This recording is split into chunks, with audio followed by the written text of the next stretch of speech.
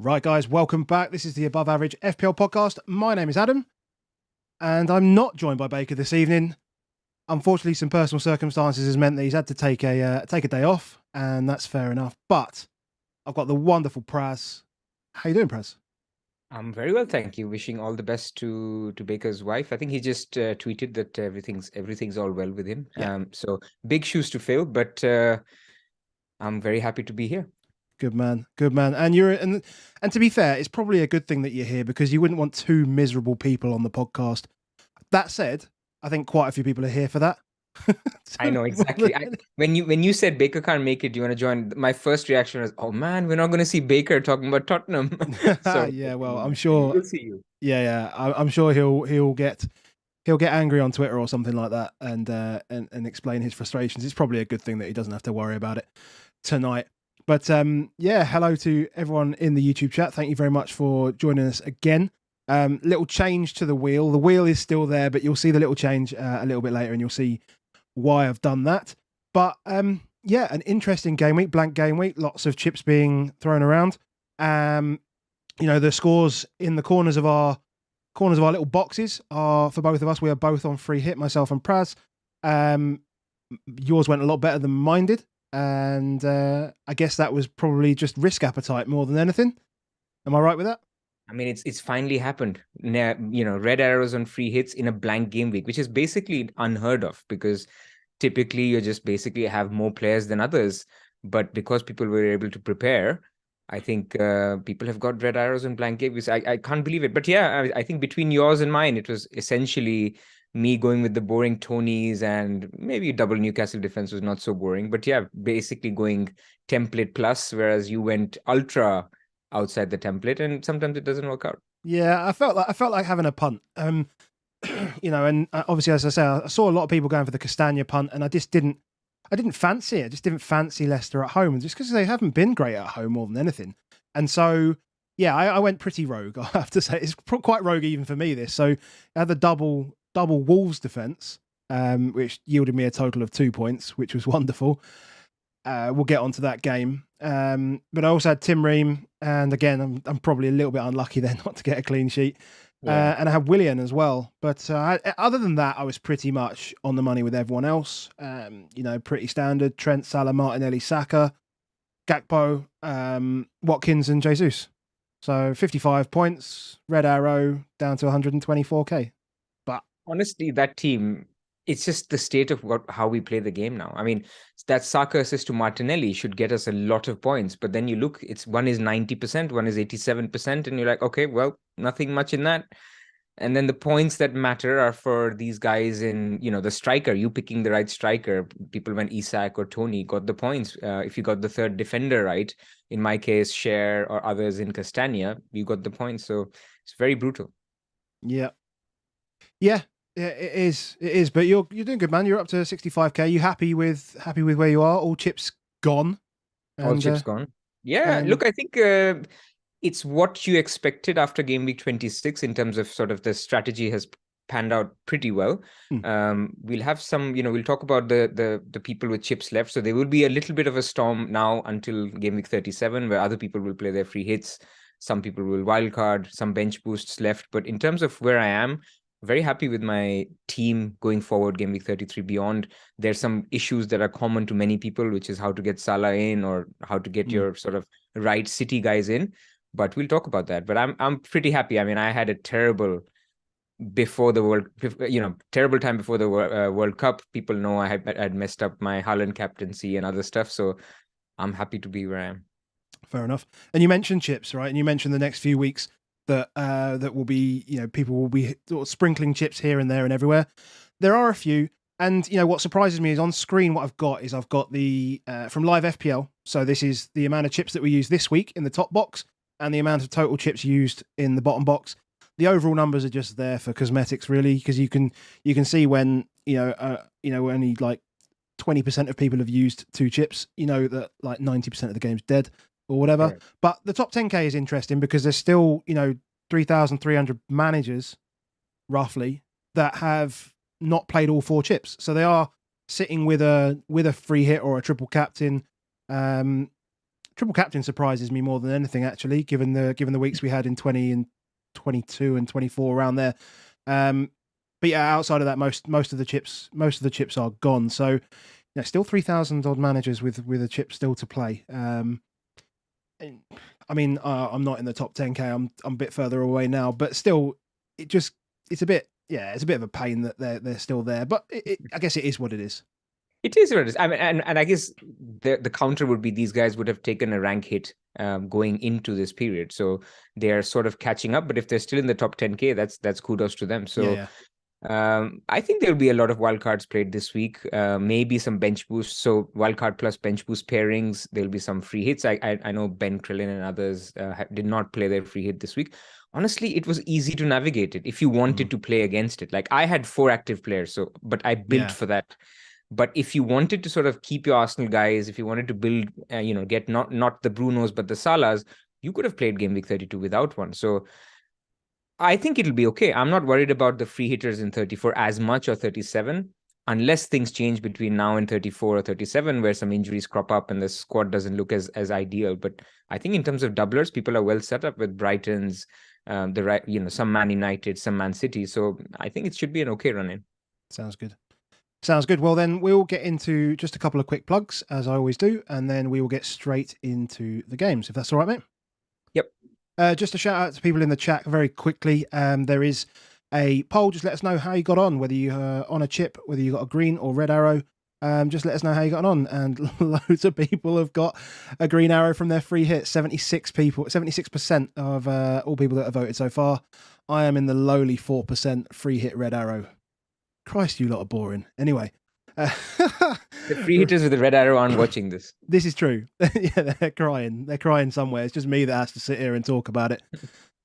Right, plugs. So, as always, Above Average FPL sponsored and supported by CryptoBlock Dan. Dan's a good friend of ours. He's a games analyst in the play to earn crypto space. Wonderful guy. Plays FPL, doing all right as well. He's probably catching me this week. No doubt. But go drop him a follow on Twitter at CryptoBlockDan if you've got any questions about crypto, about the blockchain, about any of the use cases, all the good stuff. He'll be happy to let you know what's going on. And just to let you know that the data that we present is supported by Sertalp. So if you don't know Sertalp, what the hell are you doing? FPL optimized. He has a website and a podcast that he does with his friend Bass, who does very much eye test, but Sertalp is the analytics man. And he's an absolute whiz with the XG data plots that he does. And, it just really helps our production. So if you haven't followed Sertalp already, drop him a follow. Go give him some love over on Twitter. And then the final plug, we're into the last few weeks of the season. Patreon.com/above average FPL. If you want to come and join us on Discord, come and have a conversation with us. Let us know how you're going. We are into the last 2 guys in a last man standing competition. That is going to be a Premier League shirt of their choice. Whoever wins that, they both had Liverpool this week. The 2 that left had Arsenal. So that was a shaky one when that Gibbs White goal went in. We were almost looking at tiebreakers there, but the Liverpool guys got through, and so they'll be picking their players for game week 33. But if you want to just come and join us for a bit of chat, patreon.com/above average FPL. And as always, before I go to the wheel, just want to say, if you do like the content that we present to you, then make sure you drop a like on the stream or a like on the video if you're watching us back later. Comment, subscribe, all that good stuff. We're on the way to 5k subs on YouTube. And if you want to leave a review on the podcast, that would be much appreciated. Obviously, go follow Praz at Praz_FPL if you don't already. If you don't, again, I don't know what you're doing. Right, I'm out of breath now. Perfect. Better bring up the wheel.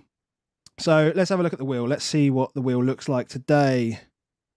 So the wheel looks a little bit different today, people will notice. So there's a few more slices on the wheel. Now, I know that people want to hear me rant about the Spurs game. So there is a slice here for every single goal that was in that Spurs game. So there are 7 opportunities to get to Tottenham. All the other games have 1 slice. I will remove all the Tottenham slices. I'm not going back to that game once we've talked about it once. No chance. I was going to suggest we talk about each goal as we get to that. I would rather not. I would rather not. I would rather not. The fourth one, the Willock assist? I mean, it was a good. Let's do that when we get there, Braz. Let's do that when we get there. Let's not do it now. All right. So let's spin the wheel. Let's see where we're going to start. We probably will start at Tottenham. There's just so many. Oh, we're not starting with Tottenham. So you need to predict the midweek front three. I didn't really know what else to put on this. This is a pretty frantic game. We're going straight to Anfield with. Can you predict the midweek front three? So yeah, just the way that, for me, it was just the way the substitutions panned out. I know they were good in attack, clearly, as you can see from the plot here.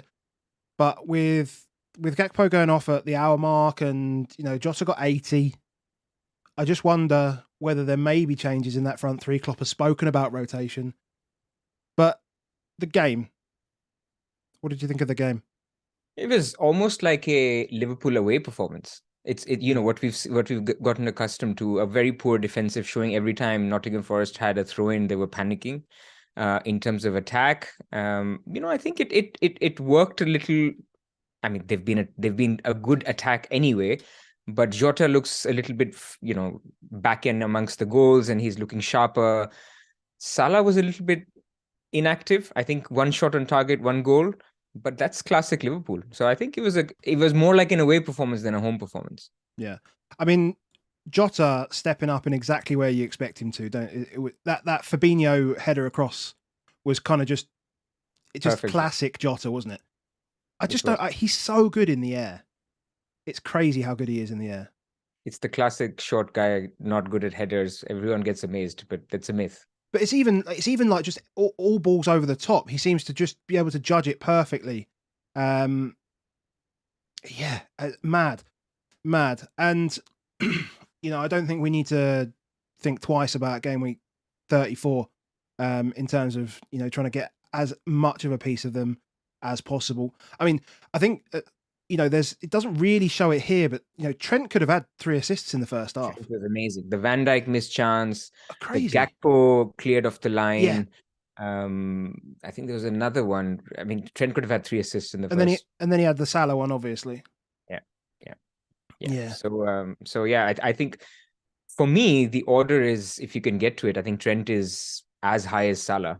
But then the interesting one is, if you wanted to go for a third, who is the third that you go for let's say if you were on a free hit? And a lot of people are talking about Jota, for example, as a Kane downgrade. I mean, have you thought about that? I think we both have Kane, right? Yeah, so we both got Kane. So yeah, that's exactly the downgrade that I'm thinking of. So, my initial thoughts was to just to completely dead end that spot and just go down to Greenwood and just free up 8 million or 7 million or whatever, and then have a look at looking at Bruno potentially. But that was pre game week 31. So, that has probably changed a little bit now with Jota coming back in the way he has.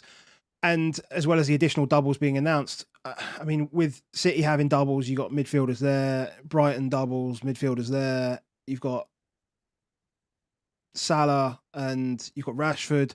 There's just so many midfielders. I think Jota might be the way in. Jota. I mean, I guess the problem remains the same, which is why a lot of us went Gakpo in the first place, which is the fact that after this week, so this week we had space in midfield, we didn't in attack. Going forward, as you mentioned, we'll have a problem in attack a problem in midfield where we have no slots, but we have space in attack. Apart from Haaland, I don't think anyone is a viable pick in game week 34, which is why a lot of people might just play 4-5-1, for example, in game week 34. So I think with the Jota one, there's a couple of alternatives people might have. Number one, you could just say, I'm going to attack Jota, Salah, and Trent, and I can get to it. Great. But the risks with Jota, right? I mean, Darwin could play any game. Yeah. Because I think the central position is still Gakpo, even though when Gakpo went off on the 60th minute, it was Darwin that came on. That is a great question. We can check. But basically my point being that there was a period where Jota, I think, played centrally and then Darwin played as well. And if that is the case, then basically you're thinking Jota is reasonably okay, even if, Darwin starts, for example. Yeah. I still think Jota is a risk. A lot of people are debating, for example, can we just avoid Salah in the first place and just go for a Jota and a Trent and I don't need to take a hit? I don't need to worry about my midfield. I think that gets a little bit dangerous. Yeah, I agree with that. Yeah, Darwin did come on for Gakpo, yeah. So then Jota moved central, or Darwin played a little bit central as well. But I mean, that's where Jota does really well. And for what it's worth, I think there was a lot of praise that Klopp had about Gakpo. So I don't think he's going anywhere either. So you are going to play a roulette, and you're playing a roulette within a roulette, which is basically you're not captaining any Liverpool players. You don't know which Liverpool turns up in that particular game. Yeah. And on top of that, you don't need Liverpool players after game week 34 as such, because Liverpool are done. Even though their fixtures are good, there are other teams with doubles that you might want to prefer. Salah is Salah, but apart from that, I don't know how many weeks you'll want a Jota. So it's a headache. People will need to sort of work around it. But I think I would still say if you can get to a Salah, even if it needs a sacrifice in midfield, it's worth it. Yeah, and again, the conversation could be different if Gakpo's hadn't been cleared off the line, right? So yeah, absolutely, completely different. And I thought, Forest did okay. I mean, there's not much from them here really, but I thought they did okay, and they obviously took their chances. Well, a bit lucky with the Williams deflection, but the Gibbs White finish was decent enough. Oh yeah, it's brilliant. He's a good player, and I got a tweet saying like, why did any content creators like recommend him? Like, no, content creators didn't recommend a bad team going away to a good team at home. I mean, with a negative 33 goal difference away from home. There you go. Which has now become negative 34. Yeah, but there we go. So no, I mean, don't get me wrong. I mean, I think we all appreciate he's a good player. He's just almost it's weird because he's almost like one of those that in a better team he'd be better, but he's probably one of those that wouldn't be. If you know what I mean. Yeah. I feel like he's like the Timo Pukki / Todd Cantwell type thing, right? They look all right in their little box, but put them outside with the big boys and they probably just disappear into the abyss. But yeah. No, the Wolves fans hated losing him. I mean, he is a good prospect, so we'll see where he ends up. Yeah. Cool. Let's go back to the wheel and see where we're going to go next. So as I say, we've got 7 chances to get Tottenham. There we go. We've hit it. Right. Good. We can get it out of the way. Get it out of the way. All yours. What the fuck was this, man? Like I messaged my wife. So my wife took my daughter to this is obviously not about the football, but wife took my daughter to a birthday party today, and after 8 minutes I sent her a photo saying it's 3-0, can we swap?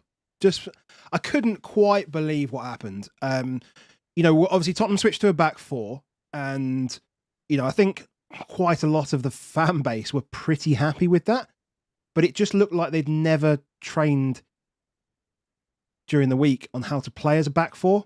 And the irony being, where we were exposed a lot was down that right hand side. Pedro Porro's a right wing back trying to play right back. We've played for the last year and a half with Emerson Royale as a right wing back who's actually a right back.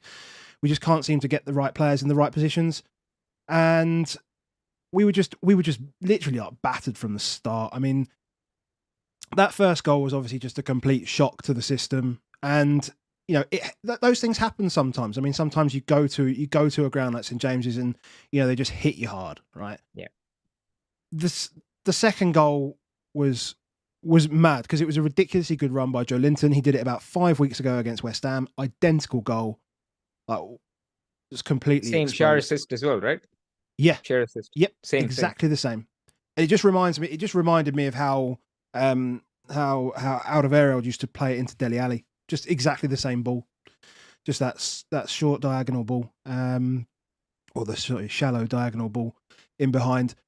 And then the Murphy goal was just out of nowhere. Like he just is just a great strike. And at that point it was just like, what the fuck do I do now? And we just collapsed. We just completely collapsed. And then bang bang, Isak gets another 2, and it's just like, well, 21 minutes in, and quite frankly, it was just embarrassing. Like the whole thing was embarrassing to watch. I watched the whole 90, and Kane. Sorry. Good on you for watching the whole 90. I would have switched off at halftime. Yeah, I mean, I was tempted, but I didn't really have anything else to do. So I was just like, well, okay, I'll watch the rest of this. And then Kane scores, which is perfect because that worsened my FPL rank. It's like, this is great. It's like the worst goal that it could have scored. And then Wilson comes on and scores after about a minute of being on the pitch himself. I mean, look, Newcastle were a good side. They hit us really hard. They were really high pressing. you could tell like the Tottenham players were nervous on the ball, and they pressed high. So in terms of we'd have sort of 5 across the back when we switched formation, when we switched back to 5. And I don't think it was Sarr that was an issue. I think it was the shape, and we were just not well versed in that. But you'd see Newcastle press with 7 players against our back 5, and it was just relentless, and we just couldn't pass through the lines. I've had an issue with Tottenham for years, and just the lack of movement and lack of intensity to move, or intent to move, I should say, and make ourselves available to move the ball properly. Again, it just looks like that. We were slow. We weren't really trying to make space, and if a team that can't pass the ball properly gets pressed hard like that, then you just concede the ball in the wrong area of the pitch, and you end up under pressure all the time, and you end up with shots against you. I don't want to speculate on what happened with Lloris, really, but if he's had a dressing room bust up or whatever at half time, then it doesn't surprise me. He's just as bad as everyone else on that pitch. They were all shit and terrible. What did you take from it, Praz? There's a comment in the chat. Imagine if Sonaldo attended this game. Oh my God, that would have been the worst thing. So what was worse, it was I actually had a colleague of mine from work, and I managed to sort him out some tickets yesterday late on. And he had a 4-hour drive down there.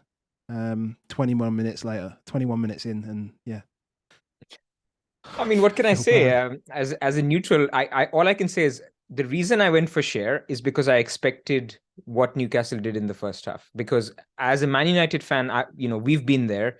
They battered us. Now, they didn't score as many goals, but in terms of how high they pressed, how aggressive they were, how the crowd was, I just knew that Spurs are not in a good place, and it would be tough for them to score. For me to imagine that they score so many goals on the other side, I think it's one of those things, right? You score a couple of early goals and the confidence just goes. The manager's confidence goes. The players are not in it. It could be the reverse. Maybe they miss a couple of chances and then, Spurs settle down a little bit and it turns out into a okay 2-0 loss. And that's basically what I expected to happen. This was basically worst case scenario. Every shot they take is going in. And the team is already short. So in fact, when the 4th and 5th goals went in, I knew that now Newcastle are not going to hold the clean sheet. The old saying of 2-0 is a dangerous scoreline. I thought 5-0 is a dangerous scoreline. There's no way now that Newcastle will just pass it around and they've got a busy schedule coming up as well. Yeah. From an FPL point of view, it was always going to be that way. I mean, the annoying thing is from a Tottenham fan, I guess, point of view is that we all kind of wanted the 4, but we forgot completely that Stellini has been Conte's number 2 for basically like his entire career, and all Conte does is play with a back 3. Correct. So he actually has no idea how to play with a back 4. Maybe I'm giving him a disservice there. He probably understands how to play a back 4, but they just don't have the experience of coaching that day to day, and then to try and just change it in a week against a team that is chomping at the bit after getting battered last week. I mean, don't get me wrong, like Villa battered them last week. They literally battered them off the park last week, and Newcastle just came out and handed it to us. And I've seen us lose some I've seen us lose some games at Newcastle before. We lost 5-1 back in the season where Leicester won the league, and they were relegated at the time. I've seen us lose 7-1 up there, and that was back in like the mid-90s. We've taken some proper hammerings up there, and it's not fun. It's a tough place. It's a tough place. I mean, Arsenal still need to go there as well. Yeah. People are talking about their City game. I mean, this is not going to be easy for Arsenal either. Yeah. So FPL-wise, so Newcastle have double coming up, good fixtures still. You saying wait on Isak at the moment then? Look, I think if people have Isak, he's fine. He plays Everton, he plays Southampton in 34. But the issue is that in 34, people already have a benching dilemma in 33. So imagine having Isak as well on top of that. And then in 34, you'll have a problem with your team with a lot of doublers. So if you have an Isak starting home to Southampton, which is a good fixture, I'm sure they'll score 3 goals. So it's not like Isak's not going to get a goal or 2. But the problem is he will be up against other teams that have 10 doublers. So I'm not sure he's a priority before game week 34. Game week 35, if you come to game week 35, then again, the teams doubling in game week 34 have amazing fixtures because game week 35, Man City are home to Leeds, Liverpool are home to Brentford, Man United are away to West Ham, which is okay. Brighton are home to Everton. So I don't see the urgency to get Isak. I think definitely Isak will be in the teams in game week 36, because game week 36 is the announced double for Brighton and Newcastle. Brighton's double is actually pretty difficult in game week 36. It's horrible. Away to Arsenal, away to Newcastle. Yeah, that's horrid. That's really bad.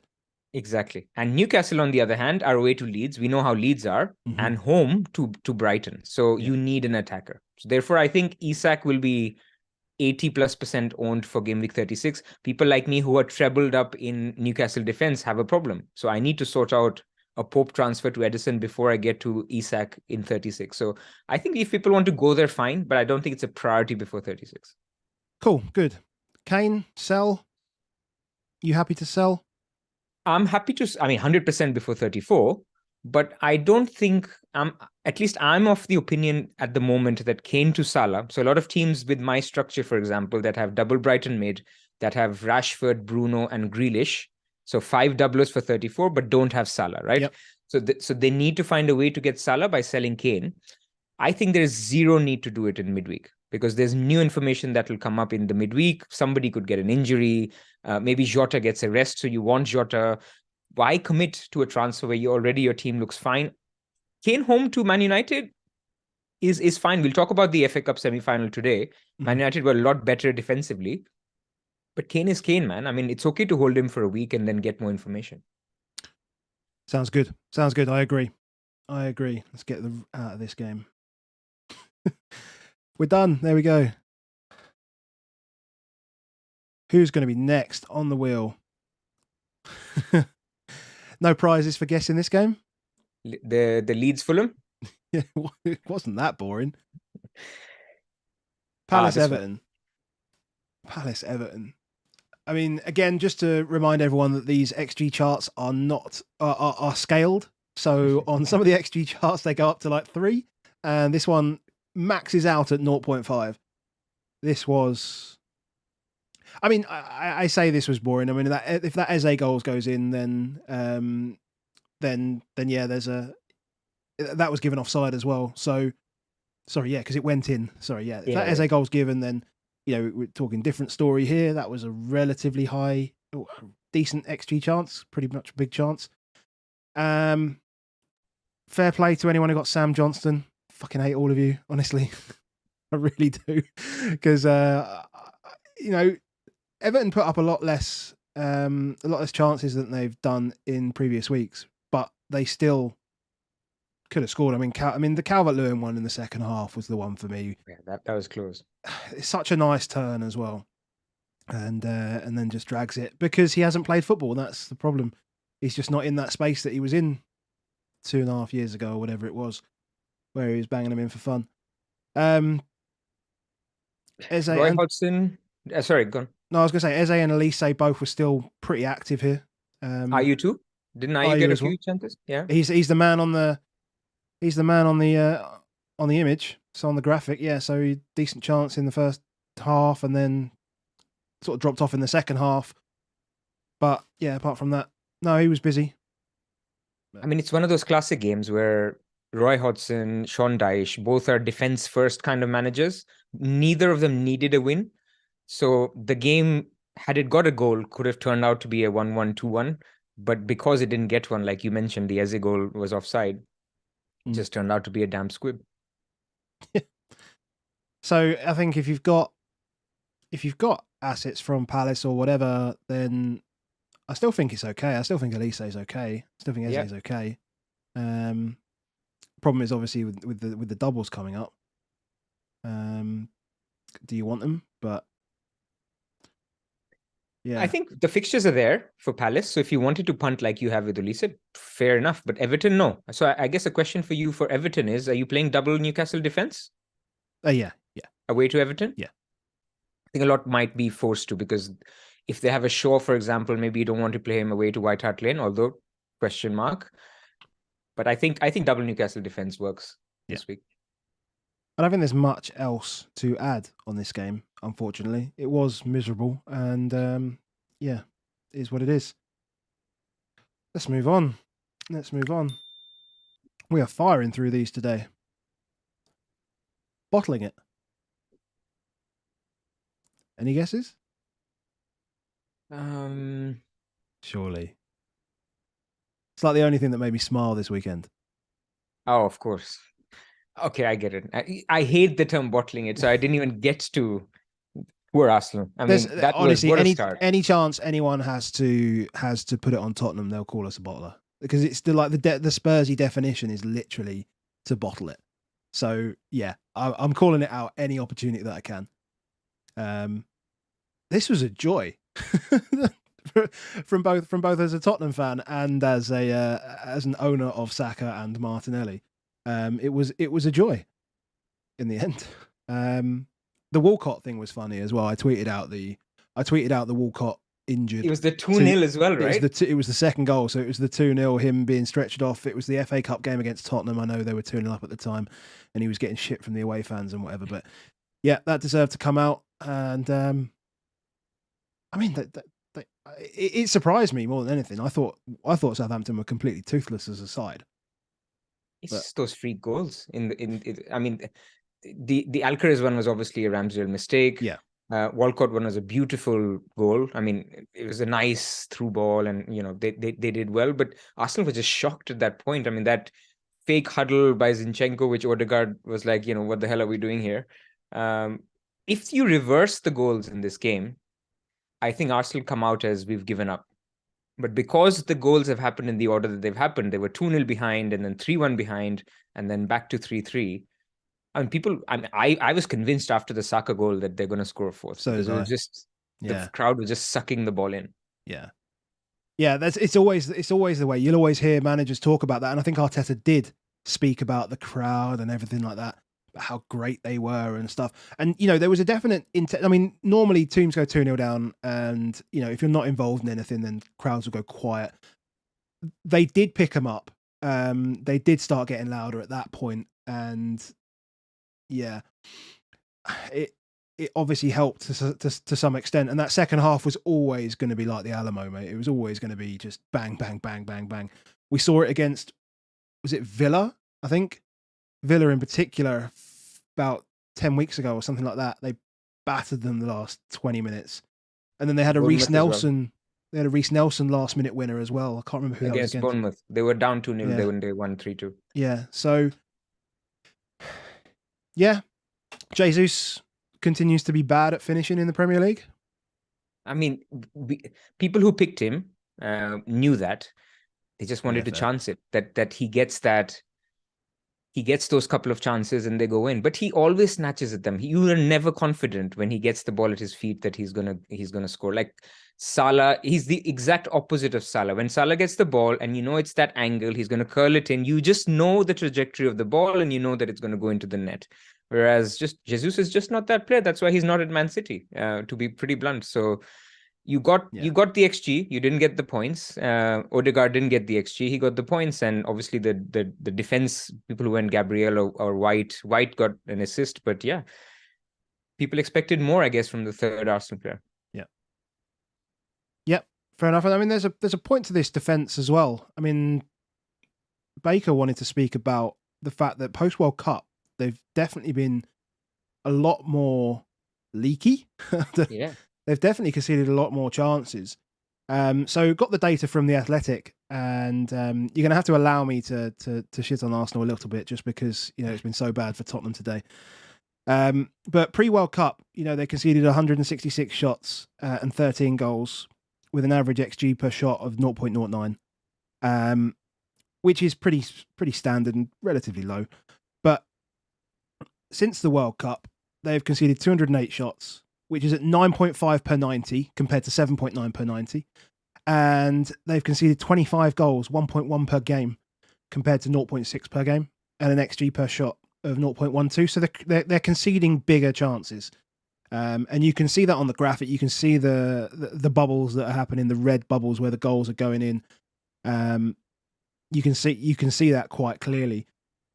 I'm not sure I understand the reason why. Nothing's really changed that much. Is it the Saliba injury that's really causing a problem, or is it the Is it the fact that Tierney's having to play minutes? I don't know. I mean, I guess that's all happened in the last 4 game weeks, and this is a much bigger sample size. So the first thing I saw when I thought of this is, could it just be fixtures? Because remember, in the first 16 game weeks before the World Cup, they hadn't played Newcastle, they hadn't played Man City. They've played them, or they've played them each once. They hadn't played Brighton. Yeah, those are the 3 games they hadn't played pre-World Cup. But this doesn't explain all of that. So clearly, it's the Saliba effect. Clearly, it's the fact that Zinchenko has been out for quite a while. He's now back, but he's been in and out. I don't get it. It's maybe a regression to the mean. They were never an elite defense and they just overperformed. But this is quite big. I mean, 1.2 XG conceded versus 0.7 is massive increase. Yeah. Yeah, and somebody's asked what Spurs stats since the World Cup. I mean, nobody's considering Spurs defenders, so we don't even need to worry about that. To be honest, and it's obviously a lot worse than this. That's quite clear. What do you think, City Arsenal midweek? What's your prediction? Where is it? I've completely forgotten. At Etihad. Etihad. Yeah. 3-1. 3-1 City. 3-1 sounds right. I think there should be goals. I mean, Pep will want to finish this off if they can, but you just never know. Now that it's getting closer to a City treble, obviously Man United will try to see that doesn't happen in the FA Cup. There's Madrid stopping them in the Champions League, but I've sort of gone back to rooting for Arsenal now, if they can, and it would be nice if they can sort of get a result, because if City win, then I think we're done. Like, Arsenal still have to go to Liverpool, do they? No, Arsenal still have to go to Newcastle. They have to play Brighton. I think it's just gone then. So I'm really hoping that they put in a performance and do something. I'm glad you asked me that question there about the prediction, because I was never going to be biased or anything like that. Yeah, of course. Arsenal players, if you have in FPL, would you switch? I mean, they're playing City now, no doubles. I think I am, yeah, and I think I would. I think the no doubles. Yeah, I think I would. I think I'd just go and chase the points in the doubles. And that's not to say that, don't get me wrong, Saka, Martinelli, Odegaard, even Jesus to an extent, I think they're all good assets to own in FPL. But I'd rather have guys with more fixtures. It's the midfield problem. So I think there's space for Jesus after 34, if you wanted to go there, because Arsenal will play Man City, then they play Chelsea at home, but that's game week 34. So you don't really need them. Then Newcastle away 35. So actually after that, game week 36, they play Brighton, then they play Nottingham Forest, and then they play Wolves. So last three games, I think there's space to get back to them. Cool. Right, let's move on. Hide the slice and play again. Where are we going to end up next? 4 to go. Big chance, boss. Tony. That is Ivan Toney. I have no idea whose hand that is on his shirt, by the way, but I can't remember. But yeah, Ivan Toney just pops up in the right place at the right time. I said to someone, when we were talking to Harry, I was saying that, we literally said this was a both teams to score game. We literally said that Brentford deal in big chances. I mean, look at the size of these chances. And again, the scale of this graph just shows you how big these chances actually are. It's mad. That is it Shard? Is that how you pronounce his name? The guy, the guy on the screen, Kevin Shard. Yeah. So I mean, he should have scored that. I don't know. It's probably just a bit of nervousness or whatever else. I hadn't really heard of him before yesterday, to be honest. Me neither. But he should have scored that. And then, we've spoken about it in the past, myself and Baker, and saying that Tony takes up these odd positions, and like you wouldn't have expected him to turn up where he did for that goal. And it's like almost like Ashley Young didn't even know he was there. Yeah. So, and then when Young misses it, he just finishes it. And great finish through the legs of the goalkeeper. Yeah, really good finish. Look, I mean, the first half was basically just, basically each team feeling each other out. They're both good sides. It was actually a more fun game than this looks in the first half. And then the Sharda chance obviously just spikes this chart, but the game was fun to watch. Actually, watching the highlights of this game was fun for sure. Pretty good. And there was a Tony chance, I think, in the first half that was then offside, so that's not registered here. Yeah. Which also was close. And yeah, I have to actually credit you guys because when I was doing the burning questions with Hibbo last week, when I was justifying the Tony pick on my free hit, I said exactly what you guys said. That they will get 2 or 3 big chances. He will get 1 or 2 big chances. He will score 1, get 3 bonus. I'm happy with 9 points. And that's what he does every other game. Yeah, they literally had. I mean, Tony's wasn't a big chance technically, but they literally had 3 big chances. Right. Bumo's is the one before Tony's goal that you see, and then the Onyeka one at the end where he goes with his left foot instead of his right, and whatever. I mean, Watkins was pretty quiet for most of the game, and I guess that's reflected in here, but.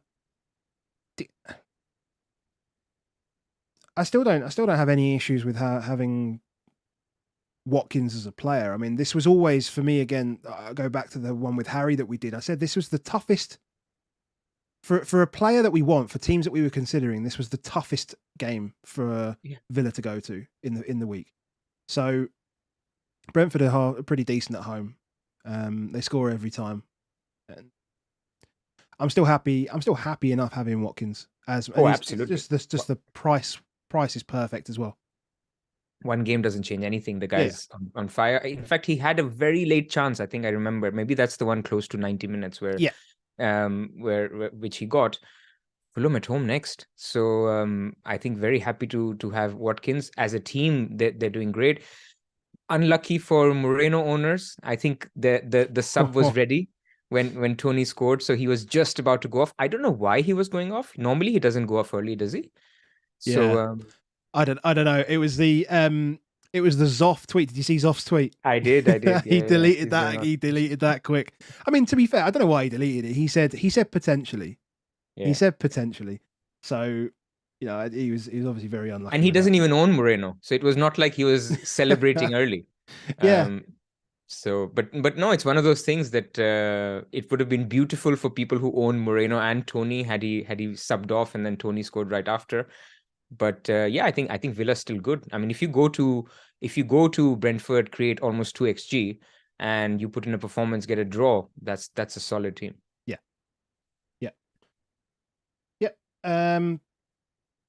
That's nothing else to add. Let's go to. Let me find the wheel again, and then we can go back to that, because we do want to talk about the United game as well, don't we? So we do indeed. Let's get through this. Comfortable at the Cottage. You called the game in your FPL picks. Yeah. Well, I really feel like I was unlucky here. I know that Leeds did have some chances, but I really felt this was prime for a clean sheet. I really did. And, people can argue about the Willian assist. I can get some of the arguments towards it.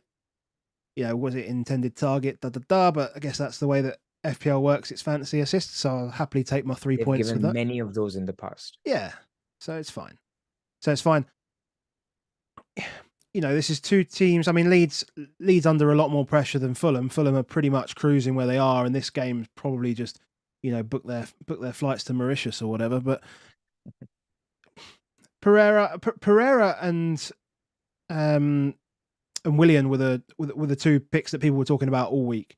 I mean, some people would have probably gone Wilson as well based on last week. I'd imagine there'd have been a bunch of casuals that had just gone, I'll get Harry Wilson. Fuck it, why not? And would have done well out of it as well. But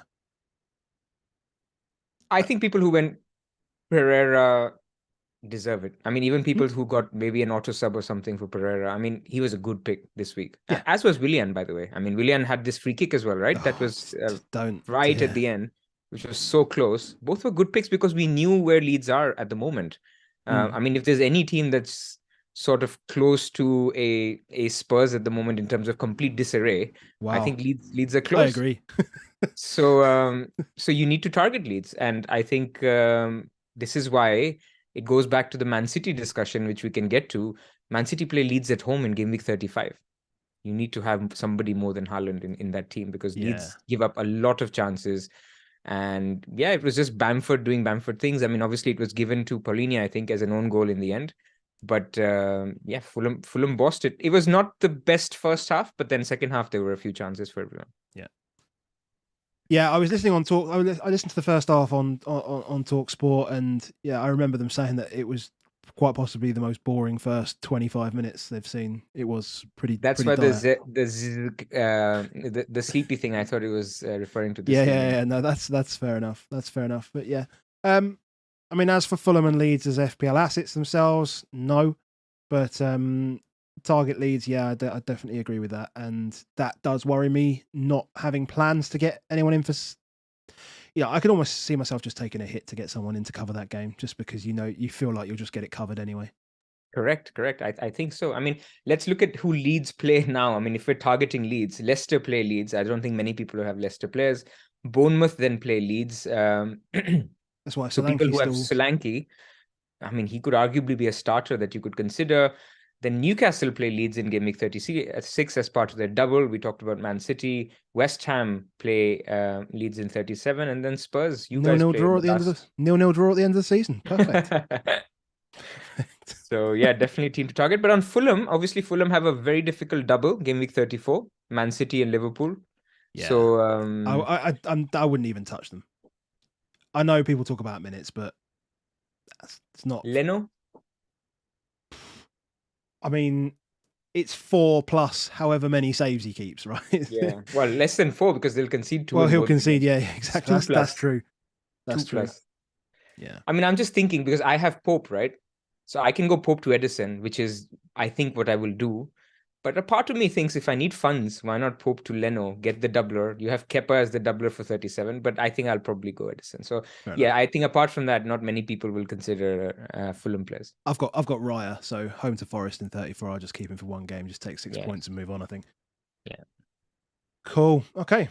Moving on. I do that. I look at something and I lose the wheel. Only a couple more to go, so I think there's 2 more. Oh, Timmy. Oh, man. Yeah, I didn't have him. Obviously, you didn't either. That was annoying. No, I had double Wolves defense. Honestly, obviously, your logic was right. You must have looked at the chart, the XG chart, and said they are the worst at home in XG. So I'll back the defense playing them, right? That's exactly what I did. And to be fair, bar the first chance that they had, Wolves were then on top of the game. Wolves were then suddenly on top of the game, but the penalty just killed them. Yeah, the penalty literally killed the game for Wolves, I should say. Yes. Cunha's goal, obviously, a good bit of pressing on Tielemans, and a good finish. I'm so gutted about that penalty as well because it's really unlucky and it's really clumsy at the same time. Because it looks like he's just trying to shepherd him across, but he gets too close and he just slips. Correct. But I could have. I mean, the penalty was cool as hell. But if he goes the other way, he just basically falls onto it. Fair, and I think would he have been on it had Vardy not been getting treatment? I don't even know. I don't know. It's a great question. I don't know, and I was wondering that. I was wondering why he took it and not Vardy. But then I heard that obviously Vardy was off the pitch, and then when I saw the challenge, I saw why. Yeah. And Tielemans was obviously next in line, and I think I read somewhere that Tielemans told Iheanacho that you can go ahead, but I'm pretty sure Vardy wouldn't have let anyone take it. I mean, the guy's hardly getting minutes. He's been on pens always. Yeah, but I mean, this was a completely different Leicester side to what we've seen. I don't know whether the Maddison thing forced that, but like Daka, Nacho, and Vardy, like all out attack. It was very. I think the Barnes and Maddison thing also sort of pushed it. Yeah. It probably wouldn't have been that way. It's not like they do kind of play with that front three, don't they? Anyway, but I guess from an FPL point of view, obviously those 2 guys are normally midfielders. Castagna popping up as a second striker in that second half. Dream free hit pick, right? So many what people. you want on free hit? A defender that scores you a winner, gets a bonus. Yeah, and gets it all. Yeah, no, agreed. So, but that's free hit. We will never see any of these players again this season. So exactly, that's what I was going to say. Most of the games this week that involve teams that we won't see again for the rest of the season. So yeah, look, I mean, in terms of relegation scrap, Leicester obviously now tied with Everton. So It's going to be tight, man. I mean, Wolves are okay, 34 points, 6 points outside the relegation. Yeah. I mean, the fixtures aren't the easiest on the way in, but they should be fine. I think if you're holding Nacho, I think you've got Nacho and you didn't free hit. I don't hate keeping him for a couple more weeks. Leeds and Everton, of course. Yeah, definitely. Leeds, Everton, and Fulham next 3. So if you can keep hold of him, I think he's a good option. He didn't have much in this game. I mean, you see that from the XG plot. His chances were basically his penalty, and then he had a small chance just before half time. But apart from that, nothing really of note. But yeah, I still don't mind it. I still don't mind him as a pick. And obviously, Maddison will be back next game because he was just a and you turn him into Isak after that. So yeah, people who hold Nacho could definitely do that. Yeah, very good point. Very good point. And then we're on the last one. I think there's just one more left, isn't there? So, which is they looked leggy. West Ham. Did they hell? Did they? Oh my God. Fullbacks battered them. The fullbacks. I mean, all the goals were crosses, weren't they? The first 2 headers. The third one was a corner cross, and then and then the last one was a cross as well. So they all came from wide positions. They're kicking up a bit of steam at the moment. West Ham last couple of games, bit of confidence. You know, I don't know what's really changed. But for whatever reason, they're on the up. People are talking, Moyes out, relegation. They're now in Europe, comfortable, 34 points in the league. It looked amazing. I think the XG on the Fornals chance is a bit dubious, to be honest. What a goal, man! What a goal! Scorpion kick it from behind you. You expect to score that 72% of the time on a long scale, right? That's just. I'm not saying I don't understand how XG works, but yeah. Obviously, XG doesn't know whether you're behind the ball or ahead of the ball, or you're putting a head on the ball. It just says body part, body part, or foot. No, it would have been a foot, wouldn't it? Yeah. Foot shot, 5 yards out.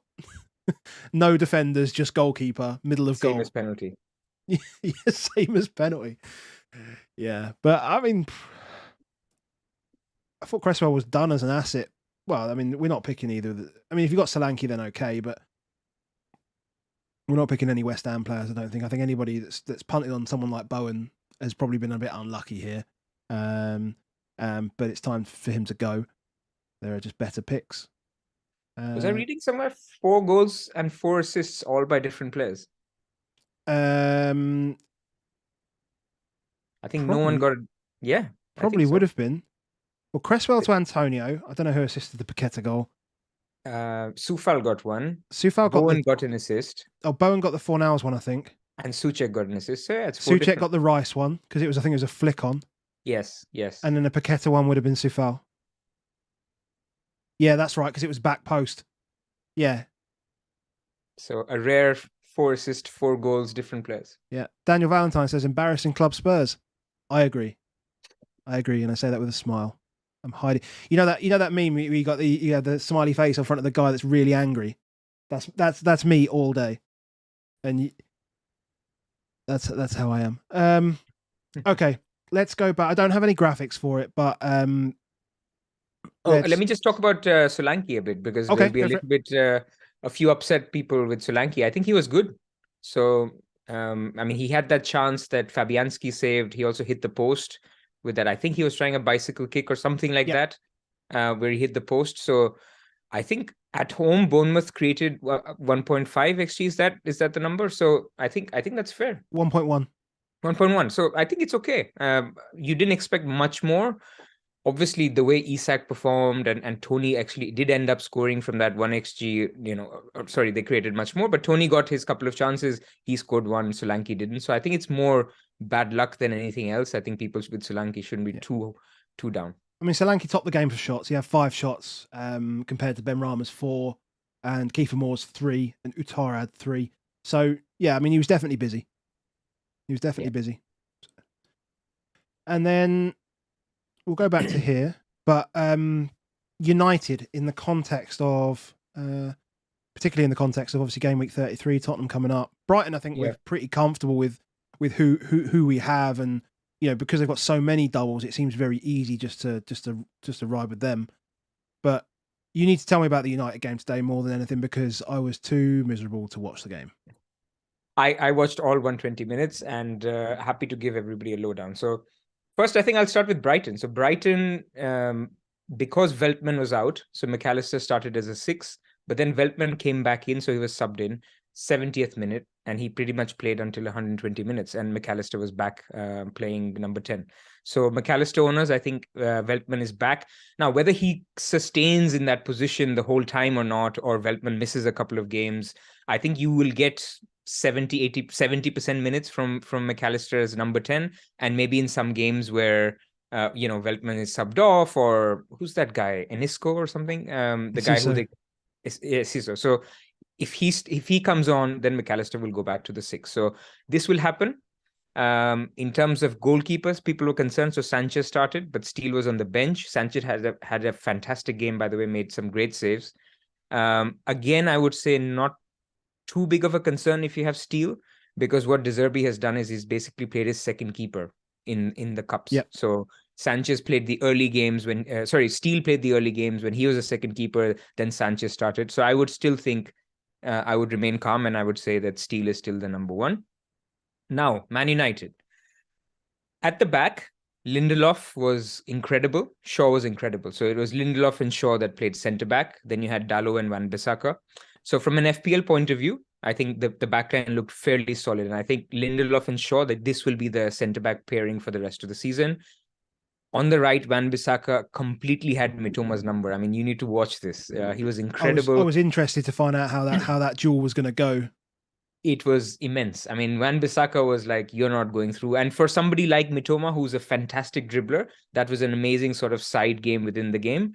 And again, FPL implications, game week 34, Brighton play Man United. So if you're thinking about a Brighton player, or if you don't have one, maybe Mitoma, he'll basically be up against Wan-Bissaka again for sure.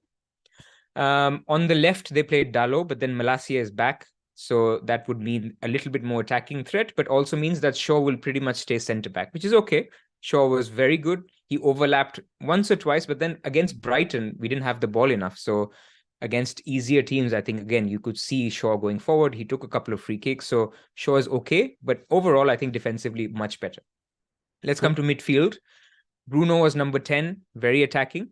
And they basically had Eriksen and Casemiro. When Eriksen came off, Fred came on. So Bruno continued number 10. Then they had basically Sabitzer come on for Anthony. Bruno moved to the right. So he was playing right forward.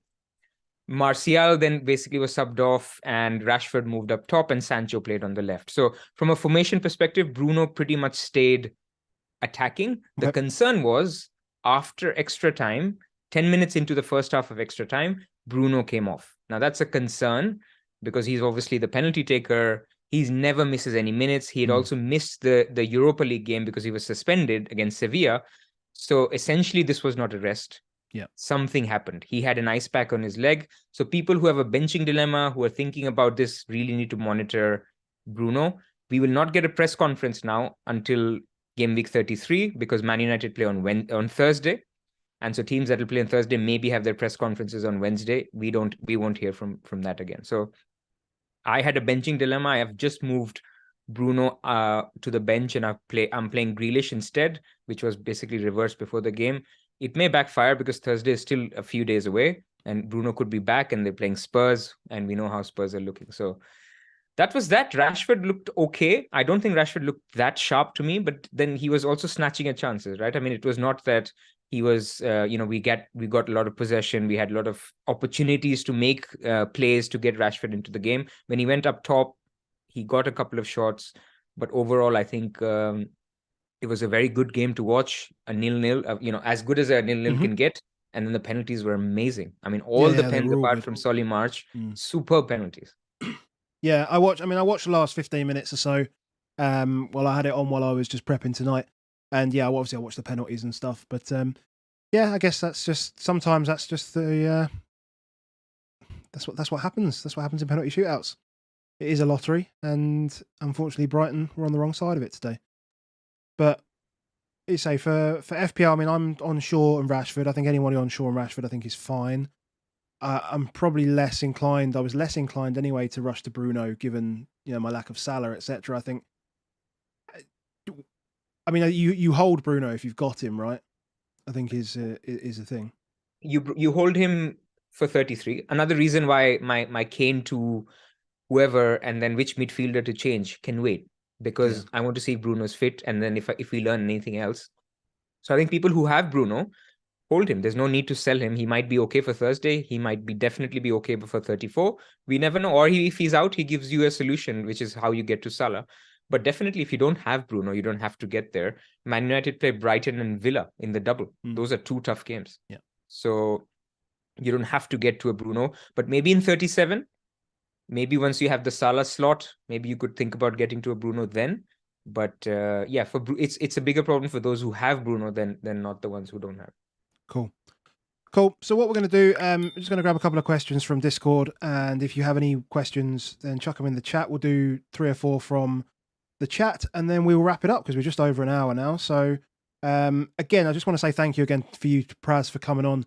Last minute, I messaged you. I was like, mate, can you do 8:30 if I need you? And you were like, yep, I'm free. Let's do it.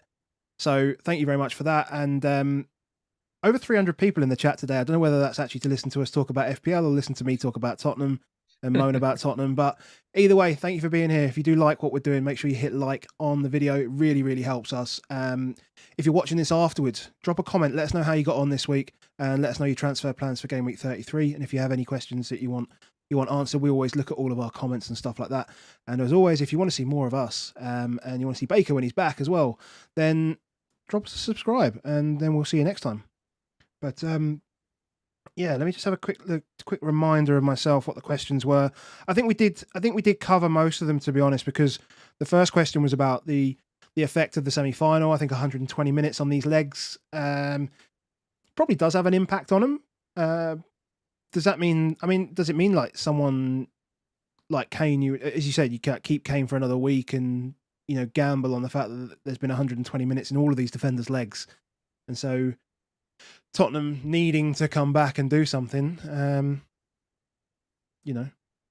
don't think it's going to be a high energy game like how Newcastle were. So I think the 120 minutes do make a difference, especially for a team like Man United who are already suffering from injuries. But it's one of those things with being tired. I mean, West Ham were tired. They played on Thursday. Look what they did to Bournemouth. Yeah. So I think it's a narrative we play in our head. I am more concerned about Brighton, to be honest, because that's not a team that's used to playing midweek, 120 minutes. Now they have this game, then they have a midweek game, then they have the double coming up, then they have 2 more doubles after that. Yeah. So they're not going to, how much are they going to rotate March and Mitoma? Not much. McAllister's not going to miss out. Estupinian maybe is at a threat. So I guess it's a question of maybe the performance suffers rather than you lose minutes from your players. Yeah. Cool. And that kind of goes, and we've already spoken about sort of waiting on a transfer.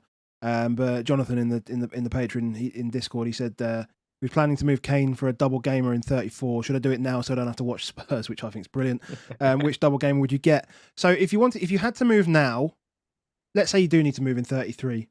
Do you think Jota is the move, or would you dead end? Would you dead end that spot, or if for a doubler, I guess it's Jota or I've got the fixtures. Hold on, let's just bring those up on screen. And thanks to Lego Mane for this fixture ticker. Go follow him on Twitter. So, well, you know my view with this. I mean, I don't think you need to do it this week. Don't do it this week unless you're really struggling, because people have benching dilemmas this week. So to basically say I want to make this move now, you're making 2 issues. Number one, you don't know who to downgrade Kane for. Exactly what we're talking about. Could be Jota. But what if Jota plays another 90 minutes or maybe he's taken off on the 55th minute? Either could be possible. You don't know if you want to dead end the spot. Maybe you want Isak. Maybe you want Isak early, and then you don't want to deal with another transfer game going forward. So who do you change Kane to? I think Greenwood will be popular. Then it's the case of which midfielder do you sell? Some people have an Arsenal midfielder and they want to do it this week. But then they might have a benching dilemma. So just bench that Arsenal midfielder if you really, really want to. So my first thing is don't do it this week if you really can help it. If you really want to, then I think Greenwood is the safer option, because then next week you can even sell Watkins to a striker that you really want. Could be a Jota, could be someone else. So just go down to Greenwood, upgrade whichever midfielder you want to Salah. Cool. And then a slight different question from Steve. So it's not so much FPL. Well, it is around FPL, obviously. But how do you deal with having a bad game week? I mean, how do you deal with having a bad game week? I switch off from content, from Twitter. I just appreciate the other things in life because, the tendency is to knee jerk, to make any transfers or to lose it on in social media. Basically, all of that, been there, done that. And then you realize it's not worth it. Just distance yourself from the game. Obviously, as a content creator like yourself, you can't do that. You have to actually come and talk about it, which is harder. But as general advice, I think the best advice is switch off. Don't do anything for the next day, 2 days. If it's a Saturday, a week later deadline, don't do anything for 4 days. And you just feel a lot better. You get clarity. You also go through the 5 stages of, you reach acceptance and then you just go again next week. Yeah, no, I agree. I mean, we've all done that. We've all done the knee jerk. Get him out of my squad and just done it. A lot of us have done it like before the game even finishes. I mean, we've all been there. We've all done it before. And we all used to have bad ranks, and now our ranks are slightly better. So, yeah, no, I'm the same. I tend to just accept that it is a game, and when stuff goes wrong, it's a bit annoying. But I guess, as you say, it's probably easier for me as someone who does the YouTube thing, call it what it is, to make sort of that distinction. I'm definitely a lot softer almost on Tottenham as well because of it. FPL's kind of made me softer on Tottenham a little bit as well. I mean, a game like today would ruin like the next 5 days for me in the past. Like I just literally would. I'd probably work from home tomorrow, and Tuesday, and then probably Wednesday as well. But now I'm pretty comfortable with just talking about it and getting it out of the way and getting my thoughts out there and yeah, and then it's we're on to another game week. So I can't switch off in that sense, but I would recommend, if you can, to just, as you said, step away from it. I mean, FPL wise, Adam, Wolves keep a clean sheet and Crystal Palace concede. You're all of a sudden a genius for your double Wolves clean sheet. And the Crystal Palace guys are saying, look, you knew the risks. You're backing a Crystal Palace defense, which is rubbish. Yeah. It's just the game we play. You have zero control once the deadline goes. That's it all. So let's take a couple of questions. So is the best front three going forward Haaland, Jota and Isak? That's from Andy Mack. No, I don't think so. I think it's for this week, it could be Haaland, Watkins and Jota. Then you keep Jota for game week 34, and then you turn Jota into Isak after game week 35. And the reason being, you don't need Jota after game week 35, do you? I mean, given all the other options that you'll have in midfield, you don't need 3 strikers. So for me, it's almost like you can dead a spot, or you rotate between Watkins and Isak and Jota. Yep. Is it worth a -4 for Saka to Rashford and Chilwell to Trent? From Nihal. I mean, just keep Chilwell this week. He's Brentford at home, and just to Saka to Rashford. That's probably the easier one. Yeah, no, I agree. And then work it out in 34 when Chilwell out will be easy enough. I'm starting Chilwell this week. I'm as bullish as one can be as a Chelsea FPL player owner. Who's the best second City attacker from Assis FPL voice?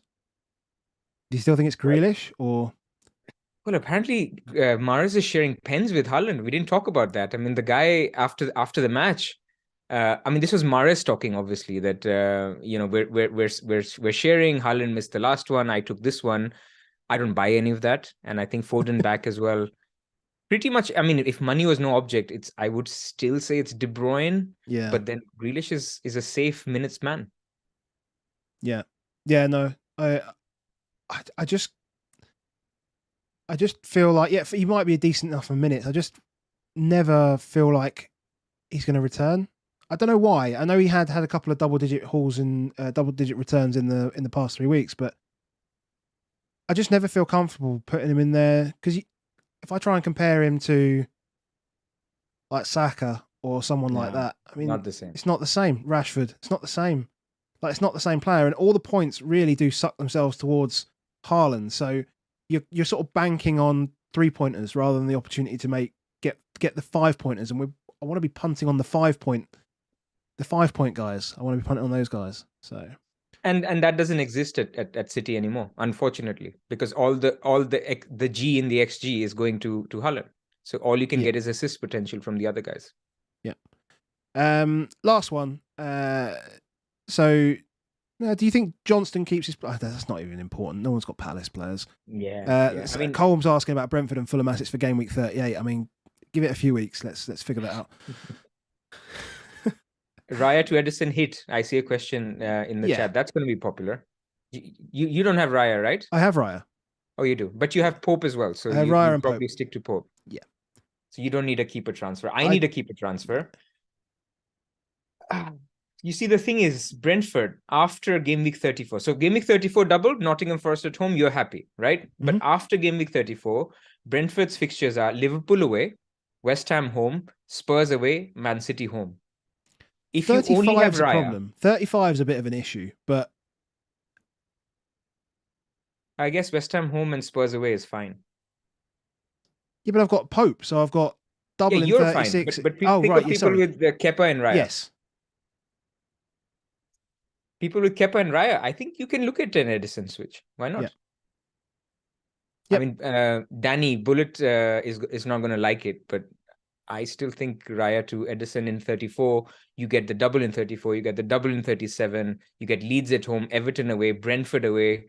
Brentford away, not so easy, but still, it's the last game week. Yeah. So, as opposed to Brentford, who should concede in 3 of those 4 games.